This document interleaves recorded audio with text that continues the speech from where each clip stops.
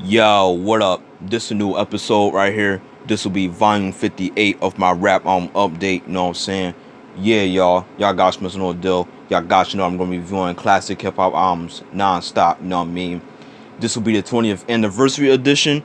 Reason being because we're reviewing the album that just turned 20 years old today, and that album would definitely have to be this album that you're looking at right here. Puff Daddy's second album, Forever, released in 1999. Y'all guys must know who Puff Daddy is. Everybody in the world must know who Puffy is. You know, Puff Daddy, P. Diddy, Puffy, Puff, Diddy, Sean Combs, whatever you want to call him. He's a rapper slash businessman from Harlem, New York. You know, founder of the legendary label Bad Boy Records. You know, the home, you know, from Puffy himself, the Notorious B.I.G., Craig Mack, 112, The Locks, Faith Evans, Mace, Carl Thomas, you know, Black Rob, G'd Up, the list goes on and on and on. This is his second album, released in 1999. This was released 2 years after his first album, No Way Out, which was released in 1997. You know what I mean?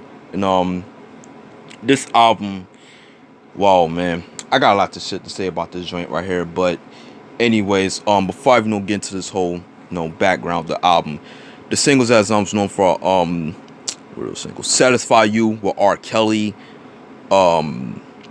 Pt.58, Best Friend, and I think those are the singles, if I'm not mistaken. Yeah, and they have videos for it, you know what I mean? Um, y'all guys must know who Puff Daddy is. Well, Puffy, he started out as like an A&R from Uptown Records around like the early '90s and shit. Cause Uptown, it was like a prominent record label, from hip hop and R&B. It was founded by Andre Harrell. Had Heavy D and the Boys, Mary J. Blige, Jodeci, Father MC, Christopher Williams, and etc. Guy. It was like a prominent, like I said, it was like a very big label in the New Jack Swing era. Because, New Jack Swing was very popular around like the late 80s, early 90s. And, Puffy, he got a start from there. And it wasn't until he got like fired, Puffy, he got fired and shit like that, from Andre Harrell. He discovered, Biggie, of course, Craig Mack. Well, Craig Mack, he was already doing his thing, with EPMD, because Craig Mack, he was doing shit back in the 80s, but he wasn't known until 94, the Flavor in Your Ear. Bad Boy, got started around 93. Bad Boy was pretty much started out as like a strictly hip hop, label, just hardcore shit, you know what I'm saying? And pretty much took Big under his wing, because Big, did the Party and Bullshit off the Who's the Man soundtrack. And from there, Bad Boy was at its early stages, because Death Row around that period was like the hottest record label out. You know what I'm saying? Because you had Dre and Snoop and shit was killing it in the game. And, Bad Boy was pretty much about to be up there with them. You know what I'm saying? And it was cool, with Tupac and Stretch, Thug Life, before the whole controversy, sparked. And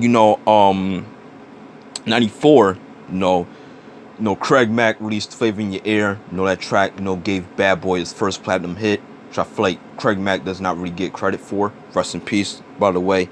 And that same year, Bad Boy released the two classic debut albums, Biggie's Ready to Die and Craig Mack's Project Funk the World. But easily Biggie, pretty much his success and the critical acclaim of Ready to Die overshadowed Craig Mack, which is a shame. But Craig Mack, he was definitely popular with the Flavor in Your Ear joint, you know what I'm saying? Those albums right there was critical acclaim when it first came out as well. Bad Boy was pretty much, doing good and shit. And later on, around like November '94, Tupac, he was shot at and robbed in Quad Studios, and that pretty much caused a lot of controversy, because Pac, he pretty much blamed Biggie and Puffy, for being involved, but y'all know Big had nothing to do with it. Kind of, sparked the whole East and West shit, Bad Boy and Death Row, at the '95 Source Awards. You know, y'all guys must know that infamous night. I don't need to, get into much detail on that. That was like the event that pretty much changed the atmosphere of hip hop in a way. And the East Coast West Coast beef was about to get crazy. And Tupac, he got out of jail, signed with Death Row around late '95, early '96. Released All Eyes on Me. It was like a mega hit. In that same year '96. Pac was just pretty much going at Bad Boy and shit, on like making diss tracks at them, to hit them up shit, dissing them on the 7/8 Theory album, doing videos making fun of them, Piggy and Buff Daddy and shit, like crazy. Like Pac, he was just on a rampage, doing shit with the Outlaws, Big Head, the Junior Mafia. Bad Boy was doing their thing too, but the East and West shit was just getting out of control, and Biggie and Pac, confronting each other at the '96 Soul Train Awards that year, and it was getting wild for hip hop. You know what I'm saying? So, a couple months later, Tupac, he passed away because he got killed after the whole fight that happened down in Vegas at the MGM Grand, and because he got shot at, and right after he got killed, Biggie got into a car accident, which pretty much fucked up his leg. He was crippled, and he had to like walk with a cane later on before he passed. So, right after right after Pac, like I said before, right after that happened, like a year later, Death Row. Well, Death Row was pretty much falling off during that period because Pac died, Dre left, Snoop's second album didn't really do good. They put out that fucking Christmas album, which was a flop. And so yeah, Death Row era was pretty much done during that period. And a year later, when the East Coast West Coast shit was kind of coming to its conclusion, Biggie, he was about to get released to life after Death album in '97. He pretty much the classic double disc album. He went to LA, to promote the album, and that night he gets killed a year later, and that just pretty much ended the whole East Coast West Coast beef. That just, it was like a wake up call for many artists from different coasts, to reunite together, cut the bullshit, let's make money, move on to bigger things. And '97 was a crazy year for Bad Boy because they released 3 fucking crazy albums. Life After Death. Puffy released his first album, No Way Out, in '97 in the summer, and Mace released Harlem World the same year. '97 was a very big year for Bad Boy. They was just killing shit during that period. Like, you just couldn't go anywhere while listening to those 3 albums. With Big Puff and Mace. No Way Out came out with songs like Been Around the World. Victory is all about the Benjamins. Young G's. What other song? Is This the End? Fucking love that song right there with Twista and Carl Thomas and Genuine. You know what I'm saying? I mean, timeless songs of the album. That's the album that stood the test of time, in my opinion. That's a classic album, if you ask me. No Way Out. And, Mace came out with Harlem World that later that year. Another classic album. So, right after that album came out, Bad Boy, they was trying to continue their monumentum in a way, with the Locks recent, Money, Power, and Respect. But what happened was, in '99 too was not really like a good year for Bad Boy because the Locks left the label. Mace released that garbage Double Up album. The R&B side was doing well. You had Faith Evans and Carl Thomas doing their thing. But like I said, Mace released Double Up that year. I did a review on the album, gave my thoughts, did not like it, not one bit. Fucking hate that album. Besides a few tracks. Like I said, the Locks left.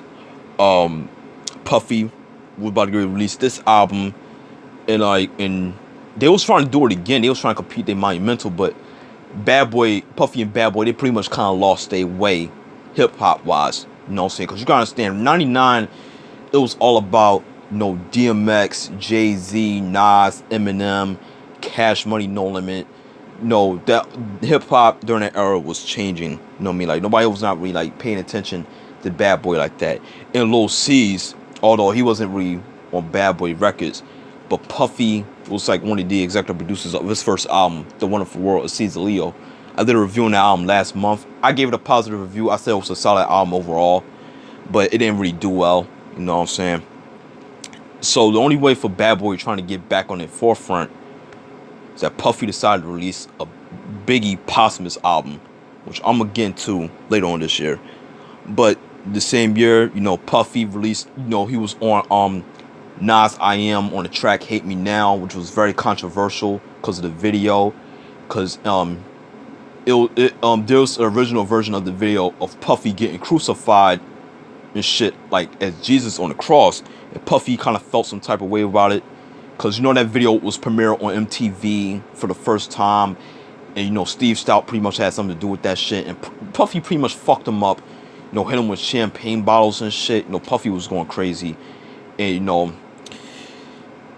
performed the shit at the Source Awards '99, and that same year, around the summer, August '99, Puffy came out with this album right here, Forever. Okay, like I gave the singles. The producers on this album are Puff Daddy himself and the Hitmen.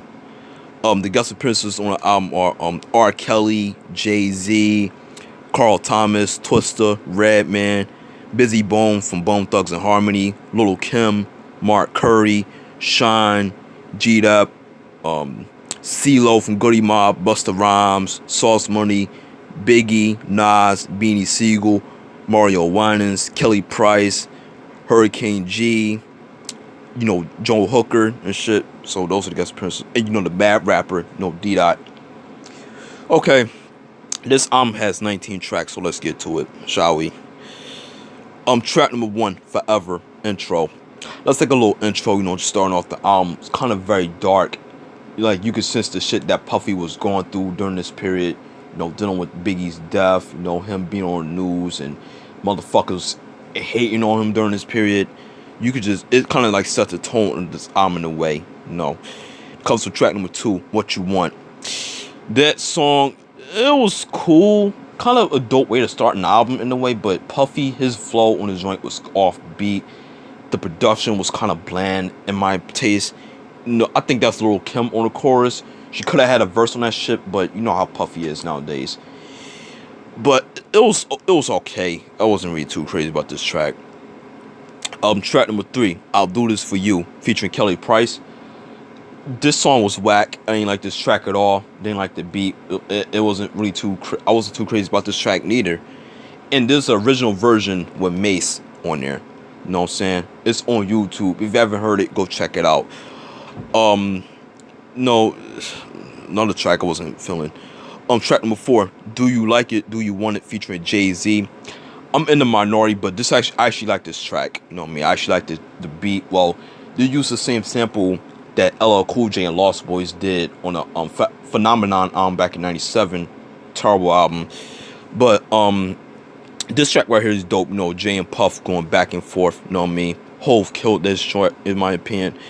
Very dope. And it's a video of them in the studio, hearing this track. You know what I'm saying? That joint right there is fire. Track number 5, Satisfy You, featuring R. Kelly. This is actually a single. There's a video for that. Used the same sample as the Loonies. I got 5 on it off the Operation Stack Cola album, '95. Classic album right there. If you're a fan of Bay Area hip hop, just check that album out. This song right here, a lot of people say this is one of the best songs on this album. Me personally, I'm not a fan of it. But R. Kelly did his thing on the chorus. But two fuck boys on one track. That's playing something right there. You know what I'm saying? But anyways, the video was kind of weird in a way. It was directed by Hype Williams. I don't know. Track number 6 is This The End Part 2, featuring Twista. Oh my god.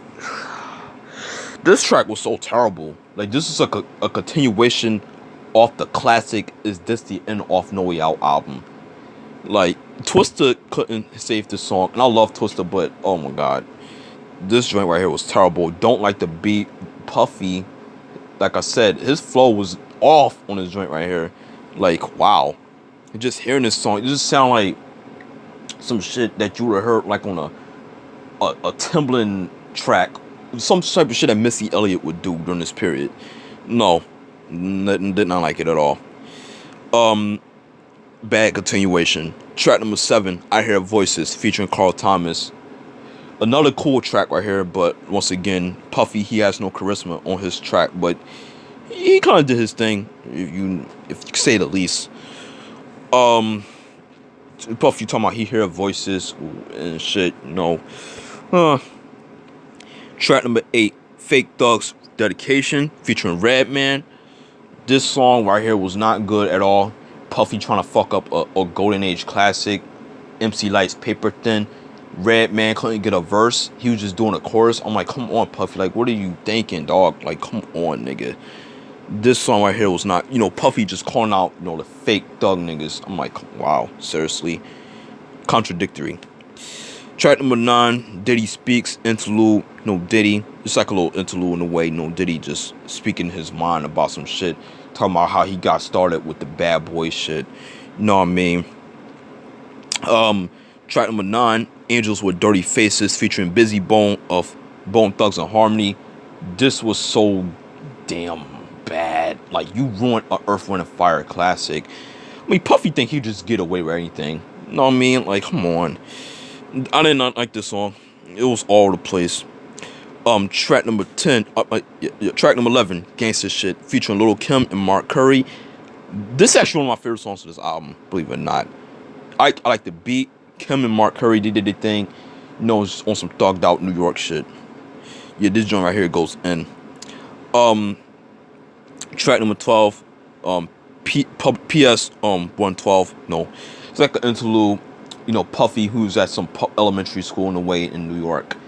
And some guy asks the kids what they think about Puffy. What is a good role model? Whether they like him or not. Kind of stupid in a way. Track number 13, Pain, featuring G Up. Very dope track right here. Like the beat. Puffy trying to, do his storytelling in a way. It was cool. But it is what it is. Track number 14, Reverse, featuring Shine, G'd Up, Redman, CeeLo, Busta Rhymes, and Sauce Money. They all outshined this nigga on this track. That's all I got to say. Track number 15, Real Niggas, featuring Notorious B.I.G. and Lil' Kim.